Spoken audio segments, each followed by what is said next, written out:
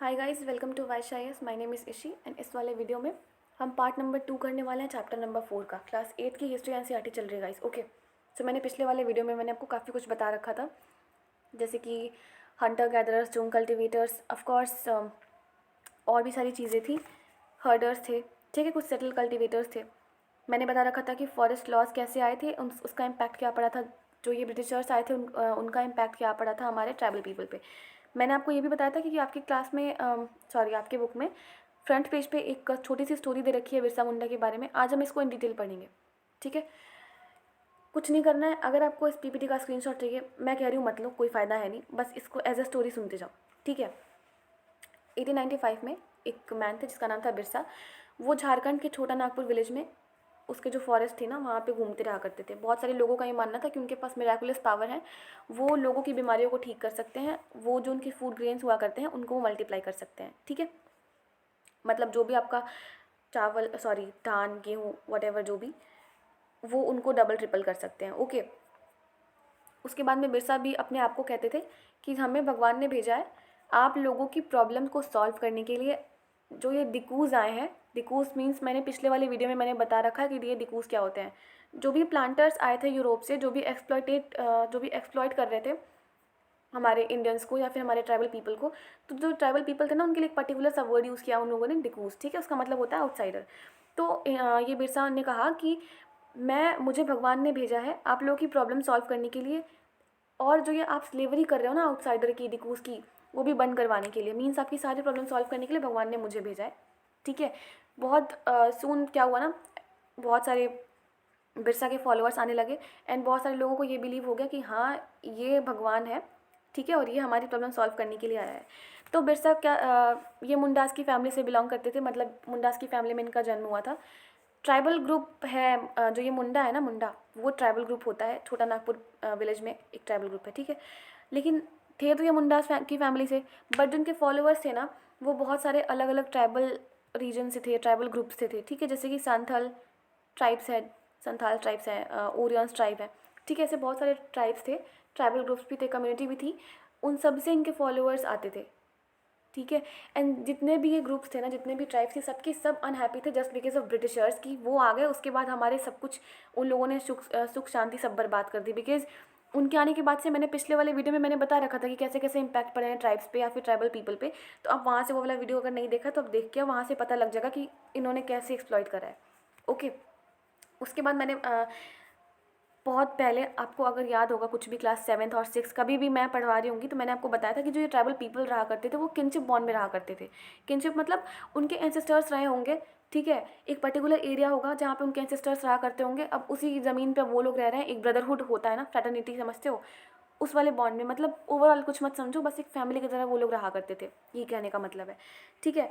ना कोई class differences नहीं था कि ये पर्टिकुलर उस कास्ट का है तो मैं यहाँ नहीं जाऊँगा, ये दूसरे कास्ट का है तो मैं उसके वहाँ नहीं जाऊँगा, ऐसा कुछ नहीं था। हाँ, सब चीज़ें सेम थी, सोशल डिविजन्स वगैरह उनमें उतना कुछ खास था नहीं, बट ऐसा भी नहीं कि उनमें कोई इकोनॉमिक डिफरेंसेस नहीं थे। Economic differences were there.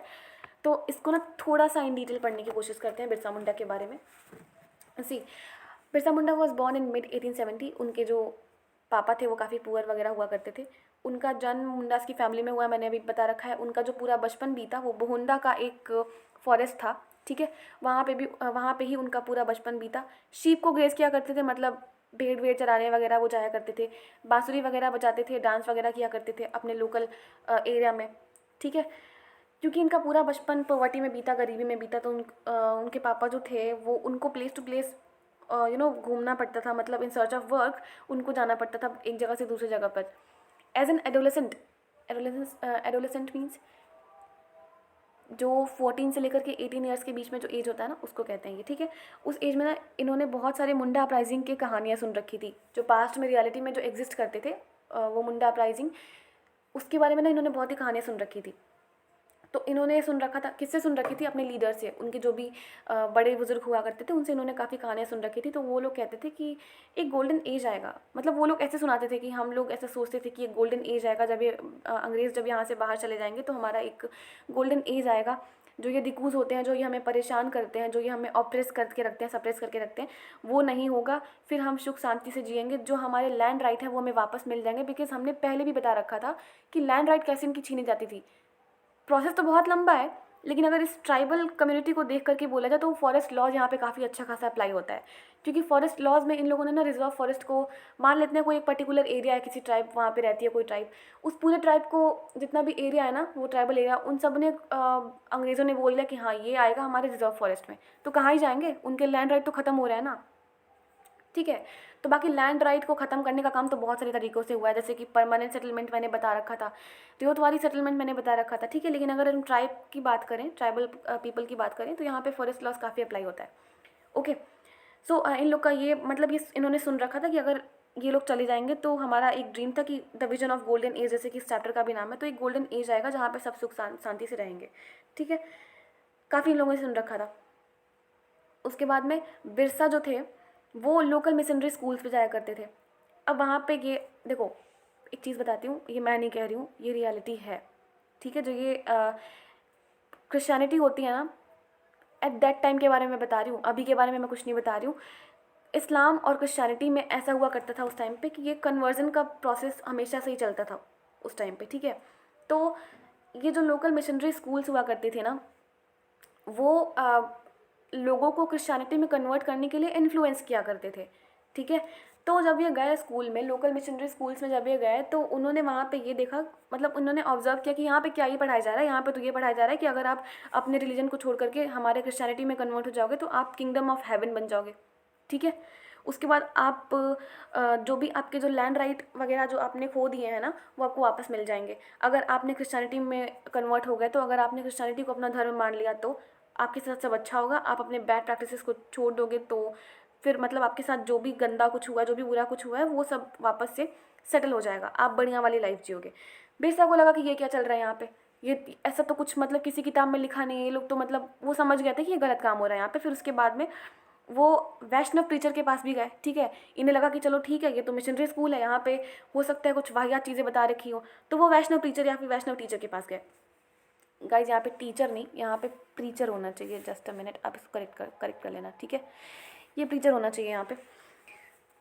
सो वहाँ पे भी ना उनको वो सेटिस्फैक्शन नहीं मिला। इन्हें लगा कि ये अपने धुन में है, वो अपने धुन में है, वो क्रिश्चियनिटी में कन्वर्ट करने के लिए बोल रहा है ये यहाँ, और यहाँ पे ये ऑर्थोडॉक्स हिंदुज़म चल रहा है यहाँ पे। ठीक है, तो बाद में इनको ये पता चला कि गलती इसमें इन लोगों की नहीं है। ऑफकोर्स गलती उन लोगों की है, बट इन्होंने अब जाके वो उन लोग को मना तो नहीं कर सकते ना कि हाँ आप पढ़ाओ ही मत, आप कुछ मत करो, क्योंकि इनके पास उतनी उस टाइम इनकी औकात नहीं थी कि वो जाके मना करे।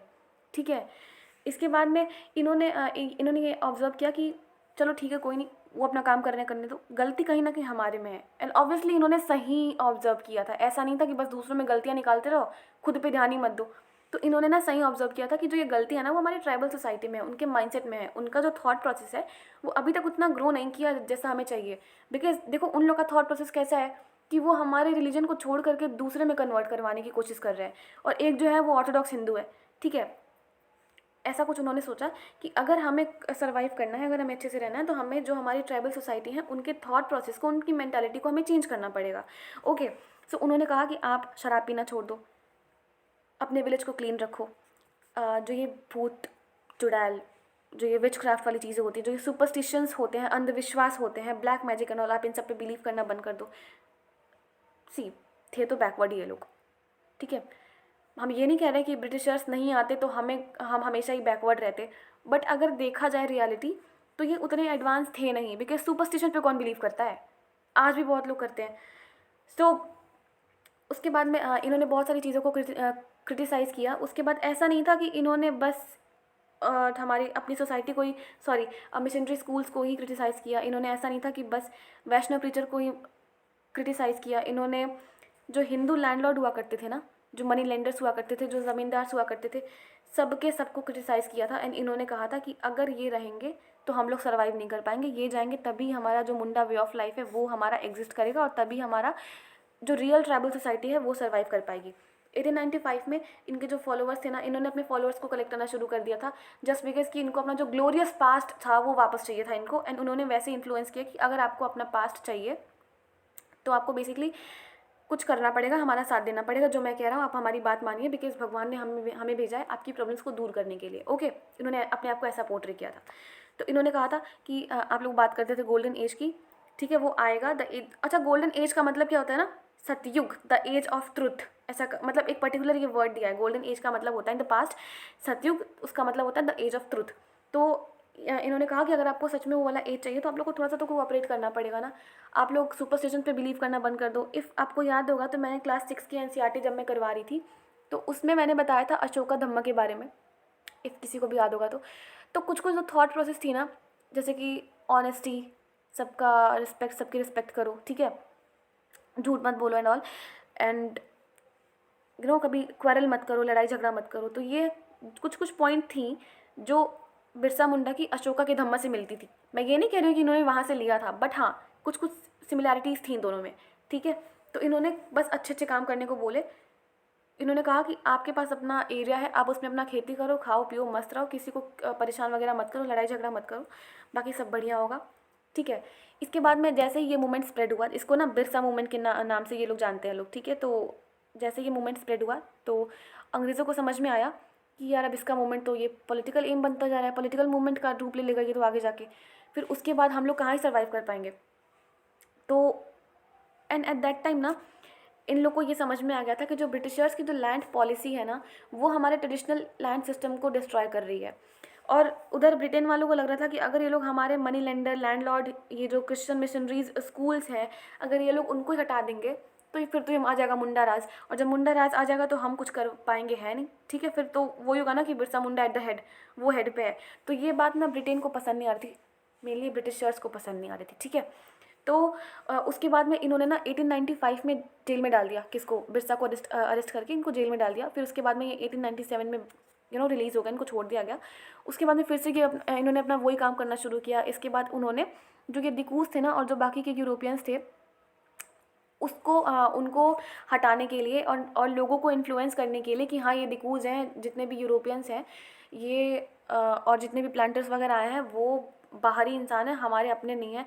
उन्होंने ना एक बहुत ही अपना पुराना लैंग्वेज एंड सिंबल यूज़ कर रखा था। उन्होंने रावण की उपाधि तक दे दी थी कि हाँ ये लोग हमारे लिए रावण है, हमारे लिए कोई राम वाम नहीं है ये, ठीक है।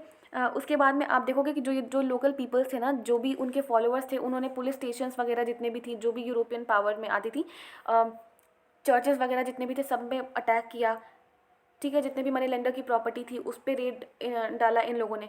एंड जो ये लोग थे ना वो वाइट फ्लैग यूज़ किया करते थे as a symbol of Birsa Raj. इन लोग को बिलीव था कि ऑफकोर्स बिरसा राज आएगा एक दिन, ठीक है। बट क्या हुआ ना, 1900 में जो ये बिरसा मुंडा थे उनकी कॉलरा की वजह से डेथ हो जाती है। उसके बाद ये मूवमेंट ख़त्म हो जाता है। मैं एक चीज़ बताती हूँ आप लोगों को, मैंने अभी भी बताया कि जो ये ब्रिटिशर्स थे उनकी जो लैंड पॉलिसीज़ थी वो हमारे एंशियंट लैंड सिस्टम के उसको डिस्ट्रॉय कर रही थी।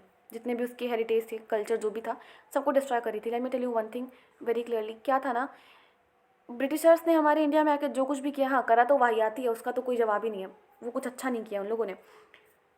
आप कुछ भी देख लो, ट्राइब्स को ले लो, किसी रिवॉल्ट को ले लो, किसी नेशनल मूवमेंट को ले लो, आगे हम पढ़ेंगे, don't worry about that. Britishers ने हमें हर तरीके से एक्सप्लॉइट तो किया है, बट हर एक स्टेप पे जो हमारे इंडियंस थे ना, उनके एंशियंट जो सेंटिमेंट्स थे, जो उनकी एंशियंट कल्चर थी, वो सब चीज़ें उन्होंने हर्ट करी है, ठीक है। जैसे कि अभी आप ना आगे बहुत सारी चीज़ें पढ़ोगे, आपको पता लगेगा कि इन्होंने इकोनॉमिकली जो कुछ किया है वो तो किया ही, वो बर्बादी किया है, ठीक है। पॉलिटिकली भी बर्बादी किया है, सोशली भी बर्बादी किया है। हाँ कुछ अच्छा करने की कोशिश करी थी, बट वो आप आगे पढ़ोगे, ठीक है। जैसे कि इन्होंने सती प्रथा वगैरह बैन करवा दिया था, बट उसके लिए इंडियंस ने रिवॉल्ट कर दिया। कुछ चीज़ें थी जो इंडियंस की भी ख़राब थी। अब सती प्रथा को बैन कर रहे हैं तो उसमें रिवॉल्ट करने की क्या ही ज़रूरत थी, बट वो कहते हैं ना माइंडसेट उनका उतना था नहीं, थॉट प्रोसेस जो भी था। बट स्टिल वो एक अलग सा पार्ट है, उसको हम कभी बाद में डिस्कस करेंगे। बस मैं यहाँ पे ये कहना चाह रही हूँ कि इकोनॉमिक वे में देखो, पॉलिटिकल वे में देखो, सोशल वे में देखो, जो कुछ किया है बर्बादी वो तो करा ही है। साथ में हर एक स्टेप पे हमारा जो रिलीजियस सेंटिमेंट था, स्पेशली हमारा जो एंशियंट कल्चर था ना, उसको इन लोगों ने डिस्ट्रॉय करने का काम किया है, ठीक है। मैं बस ये बता रही हूँ। एंड 1900 में ना जब बिरसा मुंडा की जब डेथ हुई तो उससे ना कुछ चीज़ें क्लियर हो गई। इससे डेथ तो हुई, बट उसके बाद में ना ये मूवमेंट थोड़ा सा फीका पड़ने लगा। एंड आफ्टर दैट इन लोगों को समझ में आ गया कि अब कुछ नहीं हो सकता। मूवमेंट तो ख़त्म हो गया एकदम से नहीं, बट हाँ स्लोली ख़त्म हो ही गया था।